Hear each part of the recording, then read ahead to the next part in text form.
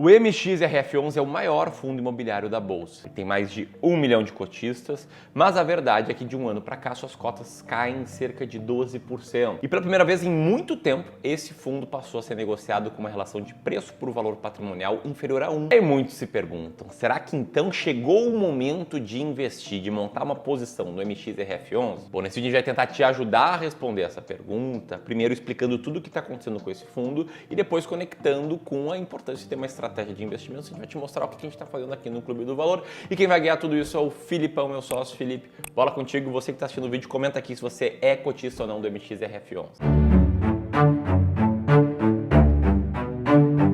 Vamos lá, e a primeira coisa a gente já vai começar olhando o que está acontecendo com os preços mesmo. No último mês aqui, enquanto eu gravo esse vídeo, a queda já é de quase 5%. Pra gente entender o que está acontecendo, vamos dar uma olhada no relatório de gestão, não tem muito para onde correr. Geralmente, na primeira página dos relatórios de gestão, a gente vê os comentários do gestor referente àquele mês. E aqui, alguns destaques que a gente vê é só o gestor reafirmando o maior número de cotistas da Bolsa, chegando em 1,17 milhão, reforçando também a estratégia do fundo, que visa colocar 80% do seu patrimônio em CRIs e outros 20% em permutas financeiras, que são atividades com um pouco mais de risco, mas com rentabilidade que pode chegar ali a INCC, que é um índice de inflação da construção civil aqui do Brasil, mais 13% ao ano. Então são rentabilidades mais agressivas. Aqui a outra coisa interessante é a atualização sobre a alocação de CRIs que o fundo vem fazendo. Nesse último mês de setembro, foi feito 44 milhões de reais de alocação em CRIs e ainda tem um pipeline, ou seja, uma fila de espera de novas alocações de 240 milhões. Esse dinheiro estava todo em caixa do fundo e agora está sendo alocado. Lembrando que o fundo fez uma nova captação, ou seja, emitiu novas cotas no mercado e colocou 1 bilhão de reais para dentro de casa justamente para fazer esse tipo de alocação. Afinal de contas, não é nada incomum um fundo hypado, assim como o MXRF11, captar novos recursos para seguir crescendo a sua base. E aí, se a gente segue descendo aqui, a gente tem o DRE, tanto de agosto quanto do segundo semestre de 2024. E uma coisa que sempre me chama a atenção aqui no MXRF é que em 2024, por exemplo,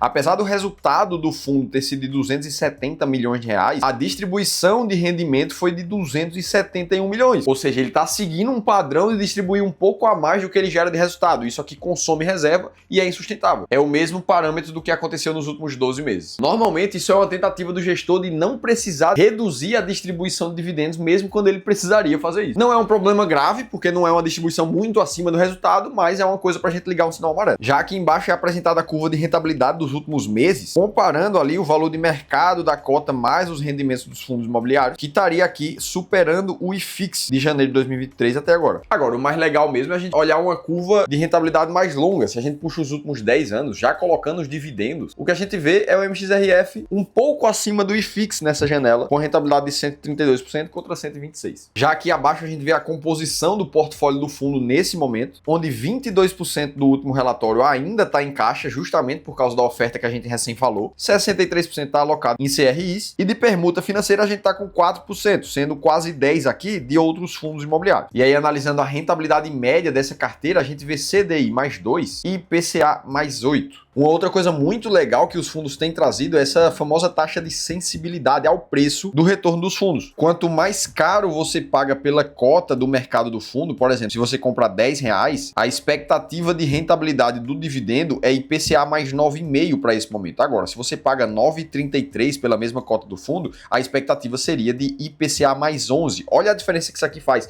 1,5% ao ano, isso já líquido de imposto de renda. E aí essa rentabilidade média do fundo tende ainda a aumentar nos próximos anos. Afinal de contas, depois dessa captação bilionária que o fundo fez, lá dentro do prospecto eles trouxeram essa imagem aqui, mostrando todas as intenções de alocação que eles vão fazer com esse dinheiro novo que entrou, sendo 4 delas de permuta e 10 outros de CRIs. E se a gente for ver a rentabilidade média desses títulos que eles estão buscando aqui, a gente vai ver coisas como INCC mais 20%, IPCA mais 11,5%. Então são taxas bem agressivas que o fundo está querendo colocar aqui. E aí, naturalmente, se a gente olhar de forma superficial só para essa rentabilidade aqui, a gente já entende que são ativos de mais risco. Será que o risco desse fundo vai passar a aumentar muito por causa disso e ele vai deixar de ter essa característica de ser mais seguro para buscar rentabilidades mais altas, dividendos mais altos? Porque o gestor já está tentando de tudo, inclusive distribuindo mais dividendo do que deveria para manter um pagamento constante e agora essas taxas mais altas. Ou será que, da outra ponta, o gestor está aproveitando esse momento de Selic mais alta para conseguir realmente rentabilidades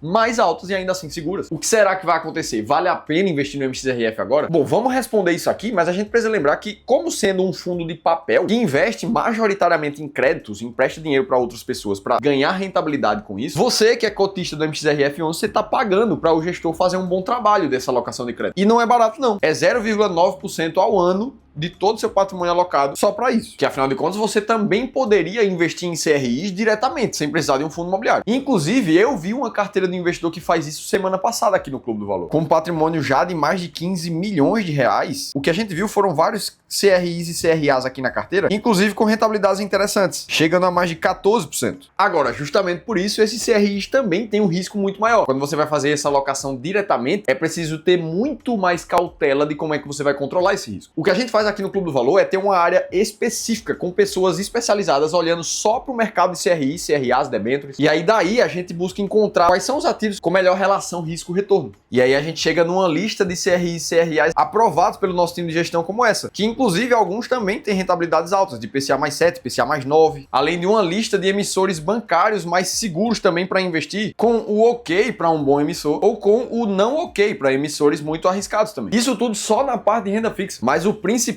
é como a gente une tudo isso numa carteira de investimentos, usando o nosso famoso sistema de alocação estratégica, que não deixa dúvidas nenhuma de quando você deve comprar renda fixa, comprar renda variável, comprar fundos imobiliários, comprar ações internacionais. E principalmente, qual desses ativos você tem que vender, que horas fazer isso. Estou te contando tudo isso porque se você se sente inseguro com a sua própria estratégia, ou se você não tem tempo suficiente para acompanhar o mercado, eu preciso te convidar para participar de uma consultoria gratuita, onde a gente vai dedicar 1 hora de um dos nossos especialistas treinados para olhar para o teu caso específico e aí entender como é que o nosso sistema de alocação estratégica pode funcionar para você. Pega teu celular, faz a leitura desse QR Code que vai aparecer aqui na tela ou clica no link que tá na descrição do vídeo também. Beleza, agora MXRF, por que ele tá caindo tanto? Essa é a resposta mais simples de todas. É só a gente olhar para os números. O valor patrimonial por cota do MXRF é R$ 9,65. Ou seja, o que ele tem realmente de patrimônio em CRIs, em permutas, em caixa, isso vale R$ 9,65. Só que o fundo chegou a ser cotado a R$ 11,02 em setembro de 2023. Ou seja, não tem mágica aqui. Ele estava sendo vendido por mais do que ele vale. E do mesmo jeito que na física a gente tem um fenômeno chamado regressão à média, que comprova o porquê de quando você esquenta uma água no fogão, depois tira a água do fogão, coloca a temperatura ambiente, aquela água não vai ficar mais tão quente. Ela vai se igualar à temperatura ambiente. Da mesma forma acontece com um ativo financeiro que ficou caro demais. A regressão à média vai fazer com que ele volte para o preço correto. E é por isso que em estudos como no do livro The Acquirer's Multiple, a comprovação do autor é que depois de subir demais ou cair demais o preço de algumas empresas, dali para frente as empresas mais caras tendem a ter uma rentabilidade menor e as empresas mais baratas tendem a ter uma rentabilidade maior. Foi justamente o que aconteceu com o MXRF chegando no preço do valor patrimonial atual de 0,97. Então, sem muito segredo, a gente pega um fenômeno da física para explicar isso. Agora, será que só porque caiu vale a pena comprar? Essa é uma outra pergunta. Como aqui no clube a gente segue sempre estratégias sistemáticas, são elas que a gente utiliza para dar essa resposta. E quando se trata de fundos imobiliários, são duas estratégias possíveis, a S-Rank e a FIIs Classe A. A estratégia S-Rank serve para comprar ativos mais baratos e que ainda assim pagam bons dividendos, principalmente para aqueles investidores que não se importam muito com mais risco na carteira de fundos imobiliários e que vão eventualmente ver a sua carteira cair e subir um pouco mais. E para a estratégia S-Rank, eu conversei com o Edu Figueiredo, que é um dos responsáveis pelas nossas estratégias aqui no Clube do Valor, e ele atualmente está na 15ª posição da estratégia S-Rank, ou seja, ele ficou barato nesse momento e acabou entrando na estratégia de fundos imobiliários baratos. Agora, a estratégia fundos imobiliários Classe A, que busca investir em fundos imobiliários mais perenes e consolidados do mercado, essa sim com menos volatilidade, menos giro de carteira, nessa o MXRF11 marca presença. Atualmente com mais de 4 bilhões de valor de mercado, ele é um dos 15 fundos mais consolidados e mais perenes do mercado. Então para nós é assim que se decide qual ativo comprar e qual ativo vender, sem se basear em narrativas, em achismos e em notícias do mercado. Agora, se você quiser entender por que os fundos imobiliários podem ser a próxima oportunidade da década, você precisa assistir esse outro vídeo aqui, que a gente te contou tudo isso em detalhes. Estou te esperando por lá.